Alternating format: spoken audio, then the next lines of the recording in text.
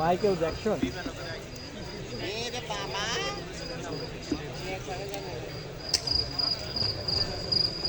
মামা মামা মামা কাতার শহর আইসায় আমার আশা পুরাইছে লাল লাল নীল নীল বাতি দেইকা পরানে জুড়াইছে কাতার শহর আইসায় আমার আশা পুরাইছে মামা মামা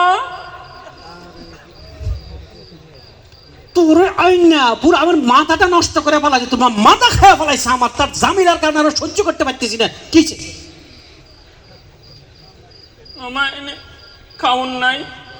হ্যাঁ নাই দেখান তোর ঘরে কলা আছে যে কলা খা, তোর তো খালি খিদে লাগে। তোরে আনি আমি যে কি একটা সমস্যায় পড়ছি, সমস্যার কোনো শেষ নাই আমার। আমার বাপে যে তোমার 10 লাখ টাকা দিছে আহনের সময়, এটি তো নিজেই খাওয়াছো। বাপে 10 লাখ টাকা ওরে তোরে যে আনছি বিমান ভাড়া লাগছে, তোর বিষা লাগাইছি, বিষা কিনছি, তোরে রুম ভাড়া দিছি, ঘর খানা খরচ দিছি, তোর কবিলের পয়সা দিছি, ওই টাকা তো তোর সব তোর পিছেই গেল। তুমি যে কাঞ্জুসের কাঞ্জুস, তুমি আমার পিছনে এই টাকা খরচ করছো। হ্যাঁ তুমি আমারে কইছাও যে কপিলের ঘরে কাম দিবা, কপিলকে সালাম দিমু আর টাকা দিব, সালাম দিমু আর টাকা দিব, আর তুমি মানে কি দিছো? সে রাজমিস্ত্রির কাম দিছো। এই কাম কি আমি করতে পারি? আরবে লাগে দেন টাকা উপরে তুই পড়ে তুই কালাম দিবি, তোরে দিব। ওরা ব্যাক কল, তুই কোনো কাজ শিখে আসছ কাতারে, তুই তো বেকার আসছ, তুই এমন অবস্থায় আইসে আল্লাহরি তোরে কোনো একটা কাজ দিতে পারতেছি না, দিলে তুই করস না। তুমি কি আমারে কইছাও কাতার আসার আগে কইছো যে কাম শিখাই দেবো? তুই কইলাম না তোর মারা কইছি তো। ও আমার মারে কইছাও, আর আমার মাই কইছে যে তুই কয়দিন পর বিদেশে যাইবি, ভালো ভালো খা বেটা, ভালো ভালো খা, পিঠাটা বানাই দি। আমার মাই কি কাম করতে দিব আমারে? এবার নেতা আইসা এখানে খালি হাতে বয়ে থাকো, মামুর মাথার উপরে বয়ে বেকা। শুন, গাট গাট করবি না, এই এই মূর্তির এখানে বয়ে থাকবি। আমি যতক্ষণ পর্যন্ত না আসবো, যতক্ষণ পর্যন্ত না আসবো এখানে বসে থাকবি, কোথাও যাবি না। এই অফিসে তোর জন্য আমি একটা চাকরির ব্যবস্থা করতেছি, বুঝছ? ঠিক আছে, আমি গেলাম, বসে থাকিস। এটি কি মূর্তি না মানুষ? এরা আল্লাহ, এটা মূর্তি মূর্তি মূর্তি। বাস তাহলে চুলো তো আসল।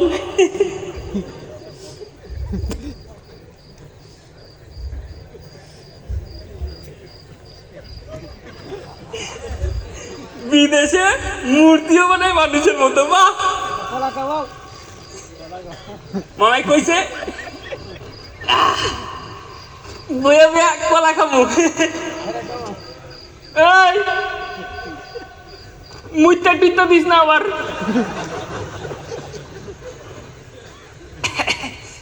আমি কলা খাবো আর বিল্ডিং গুনবো, কত বড় বড় বিল্ডিং। কিন্তু এই দেশের বিল্ডিং গুলো বেকা বেকা। আমার কাছে কইতো আমরা সুদা সুদা রড দিতাম, সুদা সুদা বিল্ডিং বানাইতো, আর নাইলে সুদা সুদা বাঁশ দিতাম, বাঁশ দিয়ে বিল্ডিং বানাইতো। না কি কন? না ওই তো না, এ করে দেওয়া হইতো না, এ করে ইঞ্জিনিয়ার দেওয়া হইতো না। বাংলাদেশ ইঞ্জিনিয়ার আনতে হইব, আনলে ভালো বিল্ডিং বানাইব। এই বিল্ডিং গুনি আমি। এক দুই তিন, না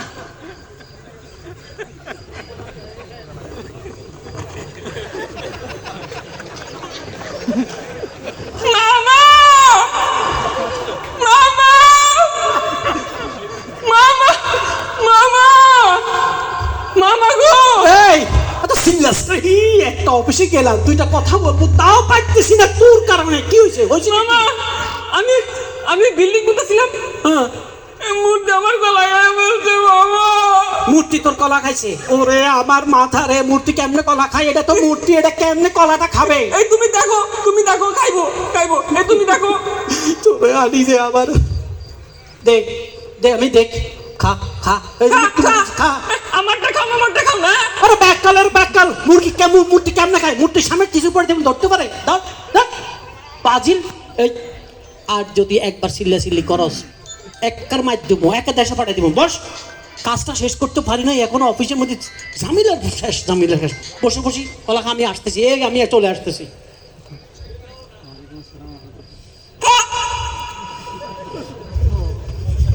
মামা এলে খাব না আমার টাকা। হ্যাঁ আমি মনে হয় খাইছি, গুনতে খাই ফেলছি।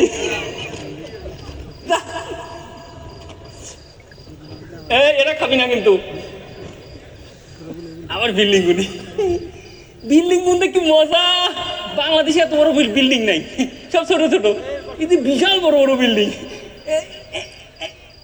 1 2 3 4 তো পারি না আমি।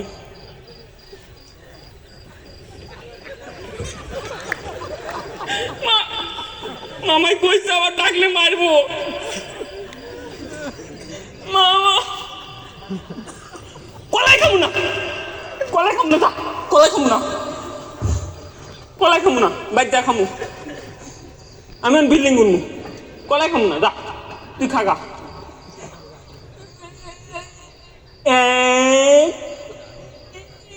1 2 এই বিল্ডিং গুলো তুই হিসাব করিস না।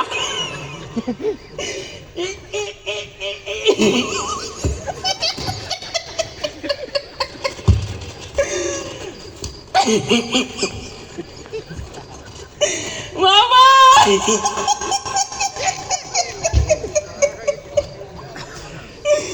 মামা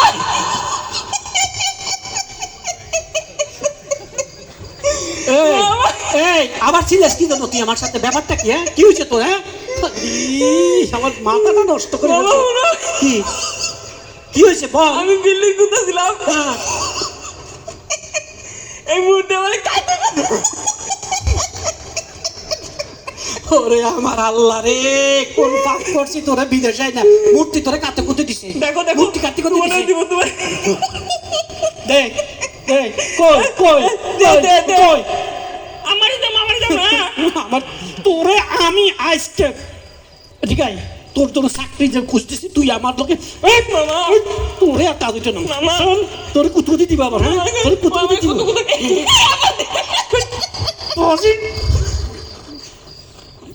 আপনারা ভাবছেন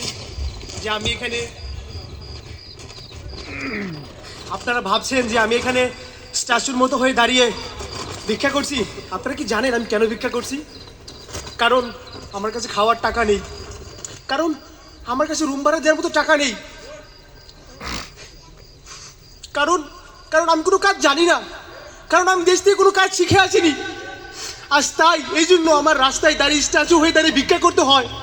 মানুষ দেখি প্রবাসী এসে লাখ টাকা ইনকাম করে।